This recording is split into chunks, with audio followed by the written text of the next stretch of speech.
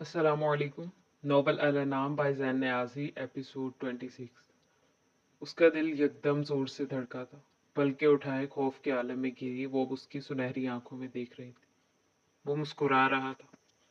तुम्हें देखता हूँ तो ये आंखें सैराब हो जाती हैं। वो सुनहरी आंखें उसकी नीली आंखों पर जमाए मुस्कुराते हुए कह रहा था। तुम्हें सोचता हूँ तो कोई और ख्याल बाकी ही नहीं रहता। सारे मनफी ख्यालात हवा हुए। वो उसे सुनकर मुस्कुरा रही। तुम मेरे वजूद का हिस्सा हो। तुम्हारा साथ मेरी रूह का सुकून है। वो उसके कानों में अपनी मोहब्बत का सहर फूंक रहा था।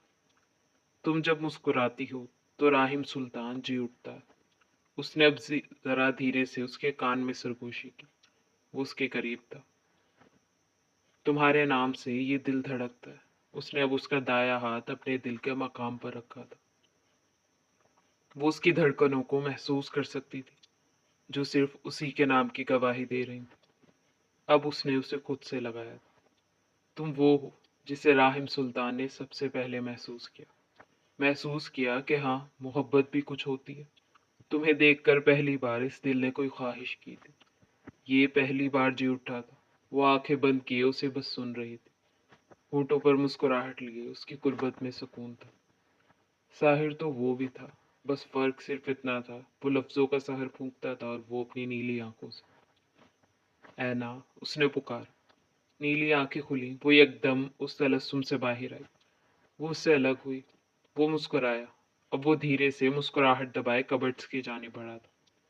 जब वो वापस आया उस तो उसके हाथ में कुछ कागजात थे जो उसने अनमता की तरफ बढ़ाए।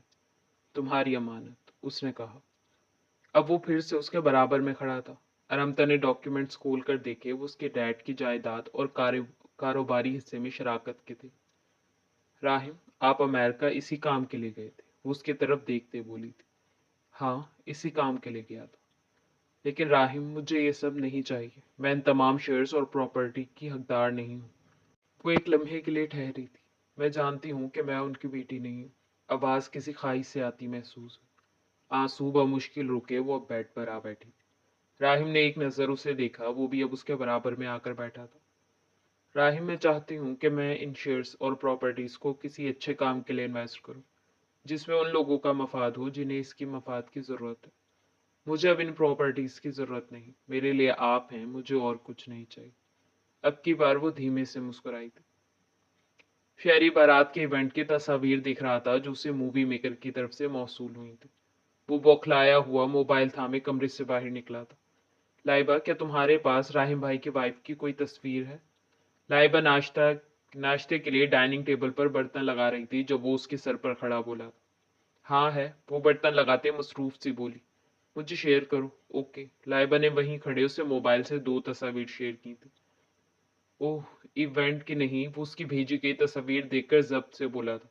मुझे वो विदाउट मेकअप शेयर करो। तुम क्या करोगे? वो अब उसे तफ्तीशी नजरों से देख रही थी। प्लीज लाइबा, वो इल्तजाई लहजे में बोला था। उसके चेहरे पर छाए तासुरात कुछ मुख्तलिफ थे। लाइबा ने सर झटक कर अब उससे अनमता की कुछ और तस्वीर शेयर की, जब वो दोनों एक दूसरे के बराबर में चलते उन वसी सीढ़ियों से नीचे आते दिखाई दी। शहरी ने नजर उठाकर उसकी तरफ देखा, फिर फौरन आंखें बंद की। ये चेहरा तो वो लाखों की भीड़ में भी पहचान सकता था। ये चेहरा उसकी आंखों से कभी ओझल ही कहाँ हुआ था। कितनी ही बार वो ये चेहरा अपनी बनाई गई आर्ट पेंटिंग्स की नजर कर चुका था। उसने स्याह आंखें खोली। शहरी को अपनी पेशानी पर ठंडे पसीने के कतरे महसूस हुए थे। नीली आंखों वाली लड़की, वही चेहरा। उसके औसा खता हो रहे थे। क्या हो रहा था उसे कुछ समझ नहीं आ रहा था। वो दोनों अब उनके सामने खड़े थे। लाइबा, मैं हेल्प करवा दूं? वो मुस्कुराते हुए बोली थी। राहिम शहरी के चेहरे की उड़ी रंगत को बगौर देख रहा था। उसे देखकर ऐसा लगता था जैसे उसने कोई भूत देख लिया। उसने शहरी को कंधे से थामा। राहिम भाई, शहरी ने सवालिया नजरों से राहिम को देखा। अरमता लाइबा के साथ किचन की तरफ गई थी जहां फातिमा पहले से मौजूद थी। शहरी, मैं समझ सकता हूँ तुम इस वक्त क्या महसूस कर रहे हो। राहिम भाई, ये एथर अंकल की बेटी है ना? वो उसकी बात काट कर बोला था। मैं तुम्हारे सारे सवालात के जवाब दूंगा शहरी, लेकिन पहले सब खाना खा लें। उसके बाद तफसील से बात करते हैं। तुम वो पेंटिंग लाए हो? राहिम अब उसे कंधे से थामे डाइनिंग टेबल की तरफ बढ़ा था। वो दोनों अब एक दूसरे के बराबर में बैठे थे। जी लाया हूँ। रूम में है, वो इब्राहिम की तरफ देखते बोला था। इसहाक साहब भी उनकी तरफ आते दिखाई दिए। वो अब सरबराही कुर्सी पर बैठे थे। अनमता और लाइबा दोनों साथ ही बैठी थी और फातिमा उनके बराबर में। डाइनिंग टेबल नाश्ते के मुख्तलिफ लवाजमात से लबरेज थी। अब सब खाने में मसरूफ दिखाई देते। शेरी अभी भी उन्हीं सोचों में घिरा बैठा था। भूख तो जैसे उड़ ही गई थी। फातिमा मुस्कुराते हुए अनमता को ठीक से खाने की ताकीद कर रही थी। जी मम्मी, वो भी मुस्कुरा कर कहते इस बात पर सर हिलाते। राहिम मुस्कुराहट दबाए उसे देख रहा था। वो खाने की चूर थी। खाना खाने के बाद इसहाक साहब किसी जरूरी काम से बाहर गए थे। लाइबा और फातिमा बर्तन समेटने लगी। राहिम अनमता को यहीं ठहरने का कहकर ऊपर गया। आप एथन अंकल की बेटी है ना? शहरी ने अब की बार ये सवाल अनमता से किया था, जो उसके सामने ही बैठी थी। जी, मैं उन्हीं की बेटी हूँ। वो भी मुस्कुराते हुए गोया हुई। अब राहिम ऊपर से वापस आता दिखाई दिया। शहरी, तुम वो पेंटिंग ले आओ, हम लाउंज में वेट कर रहे हैं। वो शहरी को ताकीद करता अनमता के पास आया था। वो भी अपनी जगह से उठी। अब वो दोनों लाउंज की तरफ बढ़े थे। सामने लैपटॉप खुला था। शहरी और अनमता सोफों पर बैठे मुतजब्जिब से उसे देख रहे थे, जो अब एक फ्लैश ड्राइव लैपटॉप के यूएसबी पोर्ट में लगा रहा था। फिर मतलूबा वीडियो ऑन की। उसके बराबर में आ बैठा, साथ ही उसका हाथ थामा। फूफो। अनमता के लबों से आजाद हुआ वो वीडियो सूफिया की थी, जिसमें वो एक अस्पताल के बेड पर बैठी थी। उनकी हालत खासी नासाज लगती थी। आंखों के गिर्द सियाह हल्के जर्द रंगत। अनमता बेटा, राहिम ने मुझे बताया कि तुम ठीक हो, महफूज हो। मैं बहुत खुश हूं कि तुम दोनों एक साथ हो। वो मुस्कुरा रही थी। उनकी हालत काफी अबतर दिखाई देती थी। अनमता की आंख से एक आंसू टूटकर गाल पर फिसला। मेरे दिल में एक राज दफन है और मैं नहीं चाहती कि मैं इसीलिए ही दुनिया से रुखसत हो जाऊं। एथन हमारी बेटी का है, मुझे उसे देखना है। हेलन किसी अनजाने खौफ के जेर असर बोल रही थी। साथ ही वो बार बार अपने बेड के बराबर में रखे खाली झूले की तरफ भी देखती थी। एथन का चेहरा झुका था। उन्होंने अपनी भीगी आंखें साफ की। फिर हेलन की तरफ देखा, साथ ही उनका हाथ थामा। हेलन, वो बेहद नरमी से बोले थे। फिर एक गहरी सांस ली। हेलन हमारी बेटी अब हमारे साथ नहीं है। वो जा चुकी है हमें छोड़कर। आवाज किसी खाई से आती महसूस हुई। वो बहुत जब्त किए बैठे थे और वो हैरत से उन्हें देख रही थी। उनकी आंखें आंसुओं से तर थी। एथन, आप ऐसे कैसे कह सकते? मैं जानती हूँ वो बिल्कुल ठीक है। वो बिल्कुल ठीक है एथन। आप अपनी बेटी के लिए ऐसा कैसे कह सकते? डॉक्टर डॉक्टर, वो अब चिल्लाने लगी थी। पास खड़ी नर्स इंजेक्शन तैयार कर रही थी। उसने आहिस्ता से बेहोशी का इंजेक्शन हेलन के बाजू में लगाया था। आहिस्ता आहिस्ता उनकी आवाजें दम तोड़ रही थी। आंखें बंद हुई। एक बार फिर कमरे में खामोशी छाई थी। वैसी ही खामोशी जैसी उन दोनों की जिंदगी में भी थी। वो उनकी पहली औलाद थी, या शायद आखिरी। डॉक्टर ने कहा था कि अब वो कभी मां नहीं बन सकेंगी।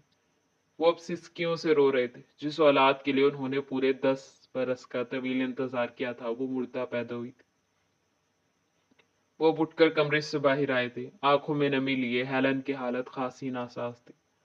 उनके सामने तो वो अपना गम भी हल्का नहीं कर सकते थे। सूफिया, जो बाहर सिटिंग एरिया में बैठी थी, उन्हें आता देखते ही अपनी जगह से उठकर उनकी तरफ बढ़ी थी। वो एक 17 साल खूबसूरत नकोश की हामिल लड़की थी। भाई। वो अब उन्हें पुकारते उनके साथ आकर खड़ी हुई थी। आंखों से आंसू तो उसके भी जारी थे। उसका महबूब तरीन भाई कुछ लम्हे पहले ही अपनी इतनी बड़ी खुशी से महरूम हुआ था, जिसका 10 सालों का तवील इंतजार उन सब ने किया था। 10 साल बाद उस जोड़े को औलाद की खुशी मिली और 10 मिनट में तमाम खुशियां अबा हो गई। अचानक उनके मोबाइल पर रिंग हुई। मेहर अली कॉलिंग। उन्होंने कॉल अटेंड करके मोबाइल कान से लगाया, साथ ही एक हाथ से भीगी आंखों के आंसू साफ किए। हेलो एथन, दूसरी तरफ से आवाज गूंजी।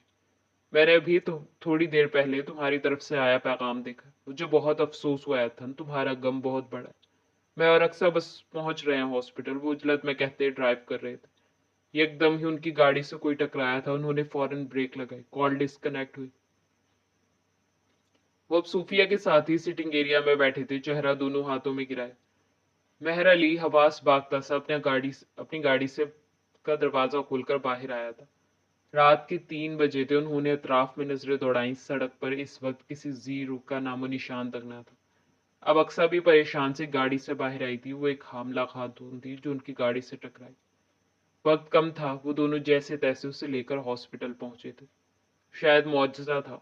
उस खातून ने 2 खूबसूरत तंदुरुस्त जुड़वा बच्चों को जन्म दिया। वो इस वक्त मेहर अली खान के हॉस्पिटल में मौजूद थे, लेकिन खुद वो खातून दम तोड़ गई थी।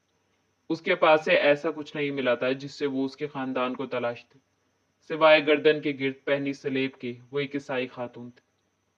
चंद लम्हों में मेहर अली खान ने उन बच्चों की तकदीर का फैसला कर दिया था।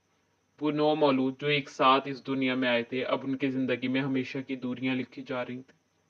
वो अब अलग अलग खानदानों में एक अलग शनाख्त के साथ दिखाई देने वाले थे।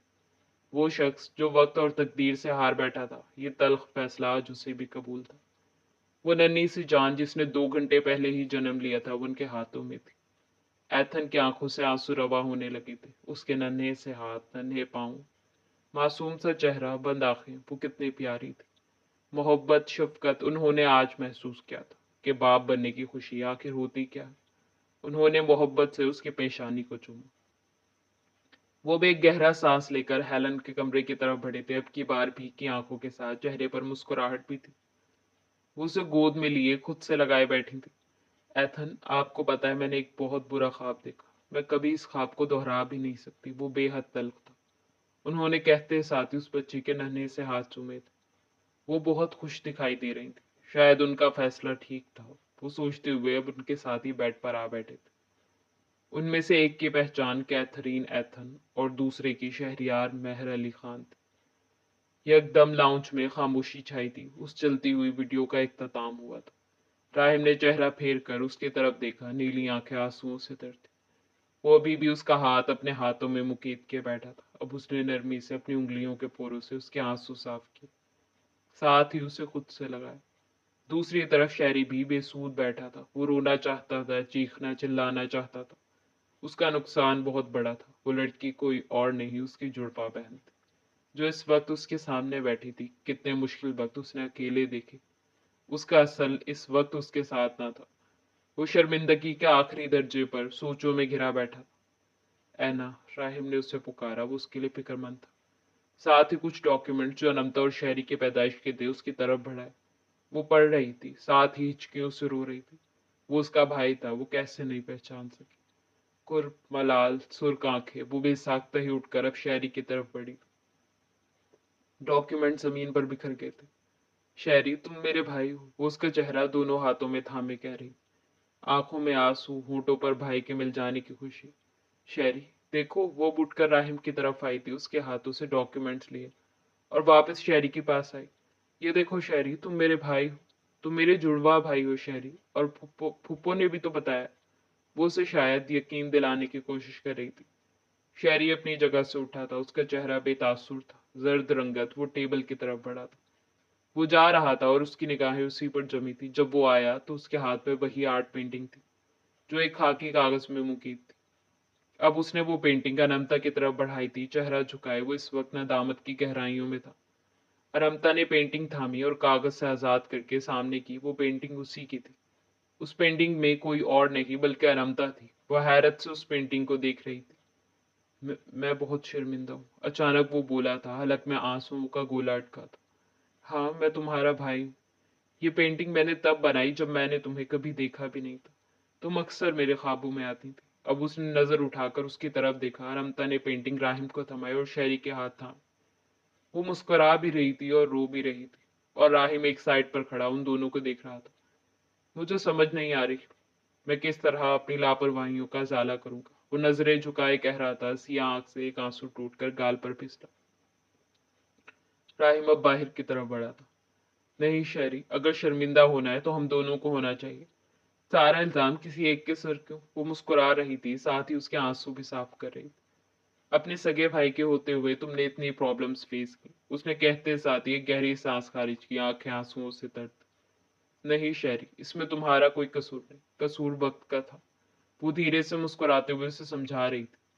ये पेंटिंग तुमने बनाई थी। वो मुस्कुराकर आंसू साफ करती उस पेंटिंग की तरफ बढ़ी थी जो राहिम मेज पर रख कर गया था। वो पेंटिंग उठाए वापस उसके बराबर में आ बैठी। हाँ, मैंने बनाई है। तुम्हारा भाई एक आर्टिस्ट है। और भी पेंटिंग्स है तुम्हारी जो मैंने बनाई। इन 5 सालों में कोई एक लम्हा भी ऐसा ना था जब तुम्हारा चेहरा मेरी आंखों से उछल हो। उसने मुस्कुराकर कहते आंसू साफ किए, साथ ही मोबाइल ऑन किया। वो बनमता को उसकी बनाई गई पेंटिंग्स दिखा रहा था। वो दोनों साथ बैठे थे। वो शहरी के कंधे से सर टिकाए बैठी थी। वो उसका असल था। पहली बार उसे अपना कोई खूनी रिश्ता मिला। वो उसका भाई था। मम्मी मान जाए ना प्लीज। देखें आप जैनी का चेहरा तो देखिए। उसने कहते साथ ही जैनी को सादिया के सामने किया जो कपड़ों को तह लगाने में मसरूफ दिखाई देती थी। जैनी भी अब मासूमियत से म्याऊं म्याऊं करने लगी थी। अपने बाबा से बात करो, मैं भी मसरूफ हूँ साहब, वो जब्त से बोली थी। मम्मी पहले आप मान जाए, बाबा खुद ब खुद मान जाएंगे, प्लीज मम्मी। वो इल्तजाई लहजे में जैनी को गोद में उठाए उनके आगे पीछे घूम रहा था। सैफ, गलत बात है, जब सब जाएंगे तब ले जाएंगे जैनी को। वैसे भी हमने कल तो जाना ही है। मम्मी, वो अब सर झटकता बाहर की तरफ बढ़ा था। यहाँ उसकी दाल नहीं गलने वाली थी। पीछे सादिया ने एक गहरा सांस लेकर शुक्र अदा किया। जब हम पिछली बार यहाँ से गए थे तब लॉन की ये हालत बिल्कुल भी नहीं थी। आप देखें पूरे लॉन में सूखे पत्ते बिखरे हैं, जैसे बरसों से आपने सफाई न की हो। पौधों के सूखे पत्ते काटे हैं। और जरा फूलों की हालत देखें, मुझे तो लगता है आप इनको पानी भी कभी भूले भटके ही देते। इसीलिए तो नहीं रखा था आपको। हयात माली के सर पर खड़ी उसकी खराब कारकर्दगी पर उसे सुना रही थी, जो नदामत से सर झुकाए उसके सामने हाथ बांधे खड़ा था। और उसके ठीक पीछे कासिम खड़ा ये सारी कार्रवाई देख रहा था। रहने भी दो हयात, वो कह तो रहा है कि किसी जरूरी काम से गांव गया था। कासिम अब उसे समझा रहा था, जो अभी भी गुस्से में थी। लेकिन कासिम, वो कुछ बोलने वाली थी कि कासिम ने उसे कंधों से थामा। अब वो उसे घर के अंदरूनी हिस्से की तरफ लिए जा रहा था। तुम जानती हो ना, डॉक्टर ने तुम्हें डिप्रेशन से दूर रहने को कहा। वो उसकी तरफ एक नजर डाले बोल रहा था। मैं कहाँ डिप्रेस हुई हूँ कासिम, वो खफा सी उसे देखते हुए बोली। अचानक कासिम के मोबाइल पर रिंग हुई। राहिम कॉलिंग। हाँ हेलो राहिम। कासिम तुम कहाँ हो, वो फिक्रमंदी सा बोला था। मैं हयात के साथ घर आया हूँ। ओ अच्छा, चलो ठीक है, मुझे फिक्र हो रही थी, कम से कम बता कर तो जाते। तुम इतनी जल्दी नीचे आने वाले नहीं थे, फिर हमने सोचा कि हम तब तक घर हो आते हैं, बस निकलने वाले हैं। वो हयात पर एक नज़र डाल दे बोला। चलो ठीक है, ओके, अल्लाह हाफिज। अब वो वापस उसकी तरफ बढ़ा था, जो अब थोड़ी नॉर्मल दिखाई दे रही थी। गुस्सा अब शायद हवा हो गया था। मैं चाहता हूँ हमारी बेटी बिल्कुल तुम्हारी तरह हो, प्यारी सी, लेकिन जहानत में वो मुझ पर जानी चाहिए। वो उसके बराबर में चलता शरारत से बोला था। मतलब मैं ज़हीन नहीं हूँ, वो ठहर कर खफासी बोली। साथ ही अपने गिट लिपटी शॉल ठीक की। कासिम को फौरन डॉक्टर की गई ताकीद याद आई। उसने सर झटक कर खुद को कोसा, फिर मुस्कुराकर बोला, बेटा हो या बेटी, वो हम दोनों का अक्स होंगे। उसकी बात पर वो जो खफा थी एकदम मुस्कुराई। सादिया किचन में थी जब उनके मोबाइल पर रिंग हुई। अरमता कॉलिंग। उनके चेहरे पर एकदम ही खुशी छाई थी। उन्होंने मुस्कुराते हुए कॉल अटेंड की। हेलो, अस्सलाम वालेकुम मम्मी, दूसरी तरफ से आवाज गूंजी। उसकी आवाज पे कुछ था। वो समझ गई थी, वो रो रही थी। सादिया का दिल एकदम कांपा था। वो माँ का दिल था, कैसे नहीं जानती। अरमता बेटा तुम रोई हो, कोई प्रॉब्लम तो नहीं? वो फिक्रमंदी से पूछ रही थी। मम्मी मैं बिल्कुल ठीक हूँ, बस आपको याद कर रही थी। सब कैसे हैं? सब बिल्कुल ठीक है। तुम मुझे वीडियो कॉल करो बेटा। थोड़ी ही देर में अब वो दोनों वीडियो कॉल पर थी। अरमता की आंखें सूजी हुई थी, वो बहुत ज्यादा रोई थी। कुछ हुआ है क्या, मुझे बताओ, तुम इतना क्यों रोई हो? आंखें देखो कितनी सूजी हुई हैं। उनकी आंखें आंसुओं से भरने लगी थी। मम्मी मैं बिल्कुल ठीक हूँ, आप फिक्र मत करें। आप जानती हैं मम्मी, शहरियार मेरा भाई है, मेरा जुड़वा भाई। आप जब आएंगी तब तब बताऊंगी मैं सब। वो खुशी से बता रही थी। दूसरी तरफ सादिया अभी भी उसकी सूजी हुई आंखों को देख रही थी। मम्मी सैफ कहाँ है? सैफ? हाँ सैफ अभी आया था जैनी को लेकर। मम्मी आप रो रही हैं? वो सादिया की आंखों में उतरी नमी देखते बोली। अगर आप रोएंगी तो मैं भी रोऊंगी। वो उन्हें थोड़ा खफा होकर दिखा रही थी। नहीं, मैं नहीं रो रही, सादिया ने कहते साथ ही आंखों से आंसू साफ किए। अचानक ही सैफ फिर से किचन में दाखिल हुआ। उसे बाहर से ही आवाज आ गई थी कि मम्मी कप केक से बात कर रही। वो अभी भी जैनी को गोद में उठाए हुए था। उसने आते ही स्क्रीन के सामने हाथ हिलाया, खुद वो स्क्रीन से दूर था। मम्मी ये सैफ है ना? अनमता ने पूछा। हाँ सैफ है। सादी ने फौरन मोबाइल की स्क्रीन सैफ की तरफ घुमाई। वो जैनी को गोद में उठाए खड़ा था। तुम और जैनी के साथ? वो हैरान हुई थी। जैनी तो जहर लगती है ना, वो उसके कहे गए अल्फाज मुस्कुराहट दबाए उसे लौटा रही थी। लेकिन सैफ की निगाहें भी उसकी सूजी हुई आंखों पर जम गई थी। तुम रोई हो? वो संजीदा सा पूछ रहा था। अनमता ने खुद को कोसा, शायद उसे इन सूजी आंखों के साथ वीडियो कॉल करनी ही नहीं चाहिए थी। कोई भी बहाना कर देती। मैं कुछ पूछ रहा हूँ, सैफ ने कहते साथ ही जैनी को फर्श पर उतारा और मोबाइल फोन हाथ में लिया। सैफ बहुत लंबी कहानी है, वो एक गहरा सांस लेकर बोली थी। शॉर्ट शॉर्ट ये कि शहरियार मेरा जुड़वा भाई है। शहरियार। दूसरी तरफ सैफ उसकी बात सुनकर हैरान हुआ। तभी राहिम कमरे में दाखिल हुआ। उसने एक नजर अपने सामने बैठी ऐना की सूजी आंखों को देखा और दूसरी तरफ उसके हाथ में मोबाइल, वो वीडियो कॉल पर थी। अब खुद को कोसने की बारी राहिम की थी। सैफ, मैं बाद में बात करती हूँ। अनंता ने अलविदाई कलिमात कहे और कॉल डिस्कनेक्ट हुई। वो अब उसके बराबर में आ बैठा था। उसकी आंखें हद दर्जा सूजी हुई थी। राहिम एक गहरी पुरफसू सांस लेकर मुखातिब हुआ। कल ही सैफ ने कहा था कि मेरी बहन की आंखों में आंसू नहीं आने देना, और हमारे पहले ही दिन तुम इतना रोई हो, वो भी मेरी वजह से। वो शर्मिंदा सा उसके हाथ थामे कह रहा था। वो भी उसी की तरफ देख रही थी। राहिम, मैं आपकी वजह से नहीं रोई। आप मेरी जिंदगी में सुकून का बाइस। भला कोई दुख है जो मुझे आपसे मिले, वो कहते साथ ही मुस्कुराई थी। वो भी मुस्कुराया। राहिम, वो उसके कंधे से सर टिकाए बोली थी। जी ज़ौजा राहिम, वो भी मुस्कुराकर बोला था। उसके हाथ अपने हाथों पे मुकीद किए। क्या अब शायरी वापस चला जाएगा? वो अपने हाथों को देख रही थी जो इस वक्त राहिम के हाथों में थे। वो तुम्हारा भाई है ना? मुझे लगता है ये सवाल तुम्हें उससे खुद करना चाहिए। वो बहुत समझदार है, अपने फैसलों का हक रखता है, और जहां तक मेरा ख्याल है, मुझे नहीं लगता कि वो अब कभी भी तुमसे दस्तबरदार होगा। वो नर्म लहजे में उसे समझा रहा था। आइसक्रीम खाओगी? नीली आंखें एकदम पुरजोश हुई थी। मैं लाइबा और शायरी को भी कहती हूँ, सब साथ चलेंगे। वो उसे मुस्कुराकर कहती उससे अलग हुई और अब मोबाइल उठाए लाइबा को मैसेज करने लगी। राहिम भी मुस्कुराया। वो चारों अब एक ही गाड़ी में बैठे थे। राहिम ड्राइव कर रहा था और शहरियार उसके बराबर में बैठा था। लाइबा और अनमता दोनों पीछे बैठी मुसलसल बातों में मसरूफ दिखाई देती। शहरियार ने चेहरे का रुख पीछे की जानिब घुमाया। ऐना, क्या तुम्हें भी नीला रंग पसंद है? उसके ऐना कहने पर राहिम एकदम चौंका था। साथ ही उस पर एक नजर डाली और सर झटका। हाँ, क्या तुम्हें भी पसंद है? वो भी अब पुरजोश से उससे पूछ रही थी। Of course I love blue, वो भी मुस्कुराते हुए बोला था। हमारे फेव्स कितने मिलते हैं ना शहरी। अनंता ने एक और कॉम्प्लीमेंट पास की। हाँ, बहुत मिलते हैं। अब मैं अमेरिका जाऊंगा तो तुम्हारी बाकी पेंटिंग्स भी ले आऊंगा। और राहिम भाई, आपने मुझे पहले क्यों नहीं बताया कि पेंटिंग में ऐना है? वो इब्राहिम की तरफ देख रहा था। अगर तुम मुझे पेंटिंग देने की हामी भरते तो शायद मैं बता देता, वो जलकर बोला था। हाँ, तो मुझे नहीं पता था कि वो ऐना है आपकी वाइफ। आइसक्रीम पार्लर के बाहर उनकी गाड़ी रुकी थी और अब वो सब बाहर आते दिखाई दिए। राहिम गाड़ी पार्क कर रहा था और वो तीनों अंदर की तरफ बढ़े थे। तुम और शैरी एक साथ कितने अच्छे लगते हो। अनंत ने लाइबा के कान में सरगोशी की। शैरी के कान भी हल्की फुल्की आवाज पड़ी। वो मुस्कुराया था। अनंता, लाइबा ने उसे फौरन आंखें दिखाई। तुम्हारी भाभी हूं मैं, वो भी बड़ी वाली। वो भी इतरा कर बोली थी। दोस्ती के भी चंद फराइज होते हैं भाभी जान, लाइबा दांत पीसते जब्त से बोली थी। उन दोनों की धीमी धीमी सरगोशियां उसे सुनाई दे रही थी। अब वो एक खाली टेबल की तरफ बढ़े थे। आइसक्रीम पार्लर काफी हसीन और रोशन था। कस्टमर्स अतराफ में बिखरी मेजों के गिर्द लगी कुर्सियों पर बैठे आइसक्रीम्स एंजॉय करते दिखाई देते थे। धीमी धीमी म्यूजिक की आवाज माहौल को अलग ही तासुर दी हुई थी। शहरी के मोबाइल पर रिंग हुई। वो कॉल सुनने के लिए वहां से उठा था। किसी ने कहा था कि लाइबा सोच समझ कर फैसला करना। लाइबा उसके अल्फाज उसे ही लौटा रही थी। हाँ, कहा था, लेकिन अब तुम्हारे पास कुछ भी सोचने जैसा कोई ऑप्शन नहीं। वो भी मुस्कुराकर बोली। मैं जानती हूँ तुम शायरी को पसंद करती हो। अब की बार वो संजीदा सी बोली थी। लाइबा ने एक नजर उसे देखा। पसंद करती हो ना? अनमता ने फिर से पूछा। लाइबा का सर भी साख्ता ही इस बात में हिला था। अनमता मुस्कुराई। शहरी और राहिम उनके जानी बातें दिखाई दिए। राहिम ने इशारे से वेटर को अपनी तरफ बुलाया। लाइबा की स्ट्रॉबेरी फ्लेवर, मेरी और एना की चॉकलेट स्ट्रॉबेरी मिक्स, और शहरी तुम कौन सा फ्लेवर लोगे? सेम। राहिम भाई, चॉकलेट स्ट्रॉबेरी मिक्स, वो कहते साथ ही मुस्कुराया। उनके फेव्स वाकई में बहुत मिलते थे। आखिर वो ट्विंस थे। राहिम ने अब वेटर को ऑर्डर दिया। थोड़ी ही देर बाद वो चारों अपने फेवरेट फ्लेवर्स एंजॉय कर रहे थे।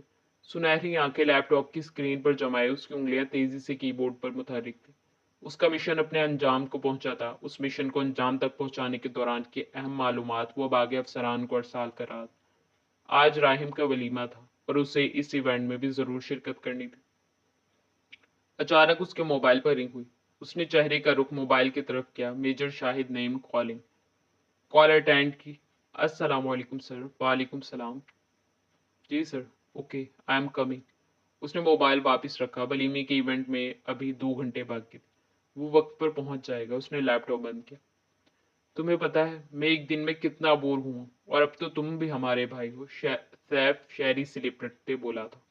वो सब अजलान के घर ठहरे हुए थे जो इस्लामाबाद में ही था। अब सैफ पहुंचते ही सबसे पहले सुल्तान मेंशन आया, जहां उसे बाहर ही शहरी दिखाई दिया। कितने इमोशनल हो तुम सैफ, शहरी ताज्जुब से बोला था। और तुमने कल मुझे कॉल की फिर फौरन ही डिस्कनेक्ट कर दी। अब की बार उसने सर झटका था। हाँ, मैंने तुमसे कपकेक का पूछना था, फिर मैंने सोचा तुम्हें कहाँ मेरी फीलिंग्स की कदर होगी। तुम्हारी तो कोई बहन नहीं है, लेकिन अब तो हम दोनों की बहन एक ही है। तुम ऐना को कपकेक कहते हो, शहरी मुंह के जाविये बिगाड़े बोला था। यस, शी इज सैफ्स कपकेक, कहते साथ ही उसने मुस्कुराते हुए अपने हाथ में थामा एक मशहूर और मारूफ बेकरी का बैग उसके सामने किया। उफ, शहरी ने फिर से ताज्जुब से सर झटका। इसमें जरूर कप्स केक्स होंगी, उसने दिल में सोचा। अब वो दोनों अंदर की तरफ बढ़े थे। सैफ, अनमता तैयार सी लाइबा के साथ लाउंज में बैठी थी, साथ ही उनके बैग पैक रखे थे। वो दोनों शहरी के साथ सैलॉन के लिए निकलने वाली थी। सैफ को आता देखते वो बेसाख्ता ही उसका नाम पुकारती उसकी तरफ बढ़ी। कैसी हो आप ही, वो पूछ रहा था। सादिया ने उसे सख्ती से तंबिया किया था कि वहां जाकर अनमता को आप ही कहना। मैं ठीक हूँ, तुम कैसे हो, वो चहकते हुए पूछ रही थी। सैफ ने कप केक्स का बैग उसकी तरफ बढ़ाया। मैं बिल्कुल ठीक हूँ और जैनी भी ठीक है, जल्दी जल्दी में उसे लाना भूल गया। आज तुम चलोगी घर तो ले लेना वापस। लाइबा चाय बना लाई थी। अब वो चारों बैठे मजे से कप केक्स एंजॉय कर रहे थे। उन्हें सैलून भी जाना था, वक्त कम था। वो पूल के नजदीक खड़ी चहकते हुए परिंदों को बाजरा डाल रही थी। उसे हमेशा ही अजीब लगता था, पता नहीं वो परिंदे हमेशा वहां क्यों आ जाते थे। वो मुस्कुरा रही थी। पता नहीं कितने दिनों बाद वो इस तरह खुलकर मुस्कुराई थी। आज वो खुद को बिल्कुल इन परिंदों की तरह महसूस कर रही थी, आजाद और खुद मुख्तार। सबा की तरफ उसका नीम रुकता, वो मुस्कुराते हुए उसकी तरफ बढ़े। आज तुम बहुत प्यारी लग रही, सबा ने अकब से कहा। वो सियाह रंग लिबास साथ हमरंग दुपट्टे में मलबूस थी। लंबे बाल किसी आबशार की तरह पुश्त पर बिखरे थे। खुले बालों के हाले में उसका दमकता मासूम सा चेहरा, उसके चेहरे पर छाई मुस्कुराहट एकदम ही सिमटी थी। लेकिन सबा अभी भी मुस्कुरा रही थी। मैं आज खुद को आज़ाद महसूस कर रही हूँ। जितनी भी शर्मिंदगी और खौफ थी वो उस शर के साथ इख्तिताम को पहुंचे। वो शख्स बेवफा था, ना खुद से वफा कर सका ना मुझसे। उसने कहते साथ ही एक गहरी सांस खारिज की, एक गहरी पुरफसू सांस। मैं जल्द ही खुला के लिए नोटिस दायर करूंगी। सबा के चेहरे पर अभी भी मुस्कुराहट कायम थी। हम आज मेरे भाई के घर शिफ्ट हो जाएंगे, उनकी फैमिली कनाडा में मुकीम है, और ये घर सील कर दिया जाएगा। उसने कहते साथ ही एतराफ में नजरें दौड़ाई। उस घर के साथ जितनी भी यादें थी सब तल्ख थी। अचानक वॉचमैन उसकी तरफ आता दिखाई दिया। वो कुछ अफसरान के आने की इत्तला दे रहा था। वो लोग आ गए थे। वो उस कौम के सच्चे मुहाफिज थे, वो वफा करना जानते थे। सबा गार्ड के हमरा वहां से वापस चली गई थी और वो एक बार फिर उन परिंदों में मशगूल हो गई। उसे सबा की तरफ से जो फिक्रमंदी लाहक थी वो भी अब हवा हुई थी। वो एक बहादुर औरत थी, वो खुद को संभालना जानती थी। अस्सलाम वालेकुम मिसेस फराज मुजीब, हमें इस घर को सील करने का हुक्म दिया गया है। कहते साथ ही उसने आर्मी की तरफ से भेजा गया एक नोटिस उनकी तरफ बढ़ाया। आप हमें फराज के कमरे तक की आगाही दें ताकि हम अपना काम कर सकें। वो एक सांस में से लेके से अपना पूरा जुमला अदा करता था। वालेकुम सलाम तलहा साहब। वो इस वक्त ग्रे कलर के पैंट कोट में मलबूस था, बाल सलीके से पीछे की जानिब जमाए। एक खूबसूरत नकुश का हामिल बच्चिया मर्द उसके पीछे खड़े सिपाही अपनी वर्दी में मलबूस थे। अंदर आए, सबा ने उन्हें अंदर आने की इजाजत दी। उन्हें पूरे घर की तलाशी का ऑर्डर दिया गया था। सबा और जोई अपना सामान पहले ही अलहदा कर चुकी थी। वो सबसे पहले फराज के कमरे की तरफ बढ़ा था, बाकी सिपाही दूसरे कमरों की तरफ बढ़े थे। बहुत सी अहम मालूमात थी जो उसे फराज के कमरे की तलाशी के दौरान मिली। अब वो इकट्ठी की गई मालूमात मुख्तलिफ लिफाफों में सील करता कमरे से बाहर आया था। वो घर काफी वसी और शानदार था। उसके कदम अब कोर्टयार्ड की तरफ थे। वो आहिस्ता आहिस्ता पूल एरिया की तरफ बढ़ रहा था, फासला सिमट रहा था। वहां कोई लड़की थी, तलहा की तरफ उसकी पुश थी। उसने कदम वापस मोड़े थे। वो उसे महसूस हुआ था। उसने बेसाख्ता ही पीछे मुड़कर देखा, वहां से अभी अभी कोई गुजरा था। वो भला यहाँ क्यों आएगा? मैं कोई एजेंट नहीं हूँ, लेकिन जल्द ही आर्मी ज्वाइन करने वाला हूँ। बरसों पुराना उसका कहा गया जुमला उसके जहन में आज भी नक्श था। वो खुद को तो भूल सकती थी, लेकिन उससे कभी नहीं। जरूरी नहीं कि हर आर्मी ऑफिसर वही हो। ये एकदम ही उसके चेहरे पर उदासी उमड़ आई थी। लेकिन इस दिल का क्या करें? दिल की गवाही कभी झूठी नहीं होती। उसने बेताकता ही उसी जानिब कदम बढ़ाए थे जहां से वो अभी अभी गुजरा था। To be continued.